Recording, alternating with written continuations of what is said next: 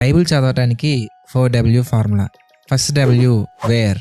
యెషయా గ్రంథం 28:13 వచనం ప్రకారం దేవుని వాక్యం కొంత ఇచ్చట కొంత అచ్చట మనకు ఉంటుంది. కాబట్టి ఒక సందర్భం గురించి ఎక్కడెక్కడ దేవుడు మాట్లాడారో ఆ సందర్భాలన్నీ మనం తీసుకోవాలి. ఫర్ ఎగ్జాంపుల్ కి పాపం చేయకుండా ఉండాలంటే ఏం చేయాలని దేవుడు చెప్పిన వచనాలు ఎక్కడెక్కడ ఉన్నాయో మనం చూస్తే, పాయింట్ నెంబర్ 1 కీర్తనలు 119:11 ప్రకారం పాపం చేయకుండా ఉండాలంటే హృదయంలో వాక్యం ఉంచుకోవాలి. పాయింట్ నెంబర్ 2 మత్తయి సువార్త 26:41 ప్రకారం పాపం చేయకుండా ఉండాలంటే ప్రార్థన చేయాలి.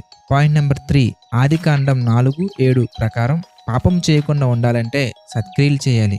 పాయింట్ నెంబర్ 4 మొదటి యోహాను 5:4 ప్రకారం పాపం చేయకుండా ఉండాలంటే విశ్వాసం ఉండాలి. ఇలా చూసుకుంటూ వెళ్ళి పాపం చేయకుండా ఉండాలంటే దేవుడు ఏమేమి చెప్పారో అన్నీ కన్సిడర్ చేసుకోవాలి.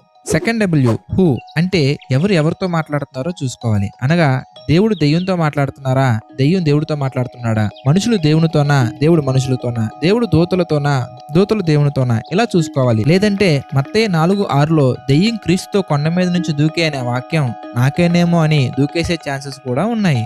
సో ప్రతి రెఫరెన్స్ ఎవరితో మాట్లాడుతున్నారో చూసుకోవాలి. ఇకపోతే థర్డ్ W వెన్. దేవుడు మాట్లాడే సందర్భం అది ఏ కాలానికి సంబంధించింది, అది present or past or future అనేది చూసుకోవాలి. ఎగ్జాంపుల్కి కన్యక గర్భవతి కుమారుని కనును, అది జరిగిపోయింది, కానీ అది చూడకుండా ఇంకా జరుగుతుందని వెయిట్ చేసే వాళ్ళు కూడా ఉన్నారు. నేనే ఆ కన్యకని, నేనే ఆ యేసుక్రీస్తుని అని చెప్పేవాళ్ళు కూడా ఉన్నారు.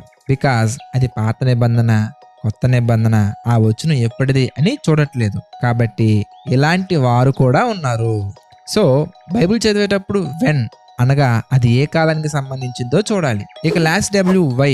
దేవుడు ఎందుకు ఆ సందర్భం చెప్పారనేది ఆలోచించాలి. ఎగ్జాంపుల్ కి యేసుక్రీస్తు వారిని ఒక చోట యూదా గోత్రపు సింహంతో పోలుస్తారు, మరొక చోట గొర్రెపిల్లతో పోలుస్తారు. ఎందుకని ఆలోచించి ఆ వచనాల భావాలు మనం చూడాలి.